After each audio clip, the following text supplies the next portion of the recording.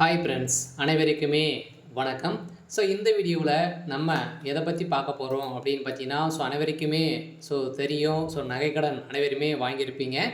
இந்த நகைக்கடன் தான் பார்த்தீங்கன்னா, ஒரு அவசர அறிவிப்பாக வந்திருக்கு. நிறைய பேர் நகைக்கடன் வாங்கியிருப்பீங்க. அவங்களுக்கு ஒரு திடீர் மாற்றமாக தான் வந்திருக்கு.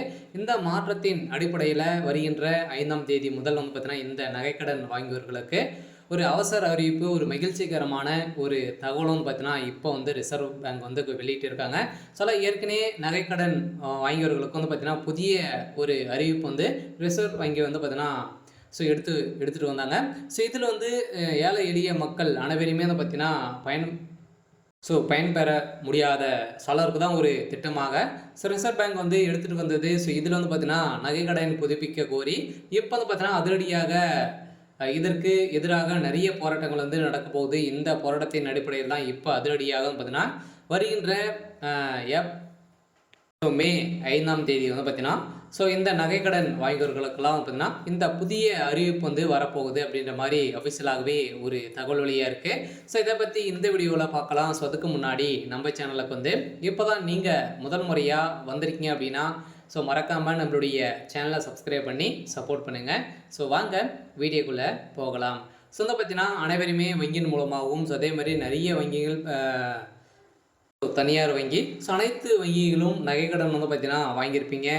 இந்த நகைக்கடன் தள்ளுபடி செய்வாங்களா அப்படின்றத ஒரு பெரிய கேள்வியாகவே நிறைய எதிர்பார்ப்புகளே இருந்திருந்த நிலையில் பார்த்தீங்கன்னா, இது தள்ளுபடி 2026, 25 பட்ஜெட் தாக்கல் இருக்குது. சில கட்டாயமாக இன்னும் பார்த்தீங்கன்னா 6 மாத காலம்குள்ளே நம்ம வாங்கியிருக்கக்கூடிய நகைக்கடன் அதே மாதிரி விவசாய கடன் தள்ளுபடி அறிவிப்பு வெளியாகும் அப்படின்னு தான் தகவலாகவே வெளியே இருக்குது. இப்போ திமுக ஆளுங்கட்சியாக இருக்கக்கூடிய திமுக பார்த்தீங்கன்னா, இந்த அறிவிப்புகளாம் விடப்போகுது. இருந்தாலுமே நகைக்கடன் வாங்கியவர்களுக்கெல்லாம் ஒரு புதிய அறிவிப்பு கொண்டு வந்தாங்க இல்லையா.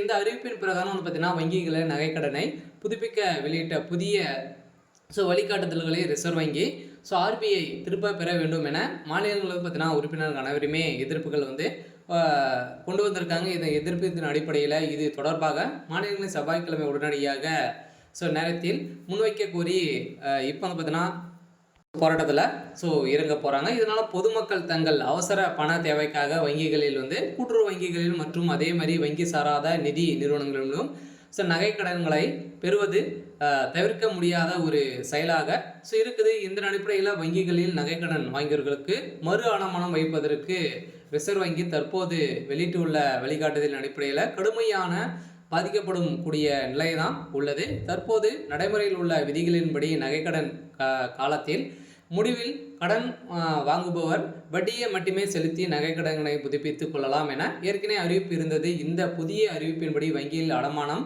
வைக்கப்பட்ட நகைக்கடன்களை அசல் மற்றும் வட்டியை முழுமையாக செலுத்தி நகைக்கடன் திரும்பவும் அடுத்த நாள் தான் நம்ம வைக்க முடியும் அப்படின்ற மாதிரி பார்த்தீங்கன்னா, புதிய ரூல்ஸை ரிசர்வ் பேங்க் கொண்டு வந்திருந்தாங்க. இதன் காரணமாக ஏழை எளிய மக்கள் விவசாயிகள் முழு தொகையும் திரும்ப செலுத்த வேண்டியுள்ளது. இது அவர்களுக்கு ஒரு பெரிய அளவில் நிதியாக நெருக்கடியும் மன அழுத்தத்தையும் ஏற்படுத்துகிறது என நிறைய புகார்கள் குற்றச்சாட்டுகள் எழுந்திருக்கக்கூடிய நிலையில் இது புதிய வழிகாட்டுதலின் அடிப்படையில் முறைகளால் விவசாயிகள் அதிக வட்டி விகிதத்தில் தனியார் மற்றும் தனியார் நபர்கள் அடகுதாரர்கள் மற்றும் கமிஷன் முகவர்களிடம் கடன் வாங்கும் சூழ்நிலை உருவாகியிருக்கு அப்படின்ற மாதிரி குற்றச்சாட்டுகள் இருந்திருக்கு.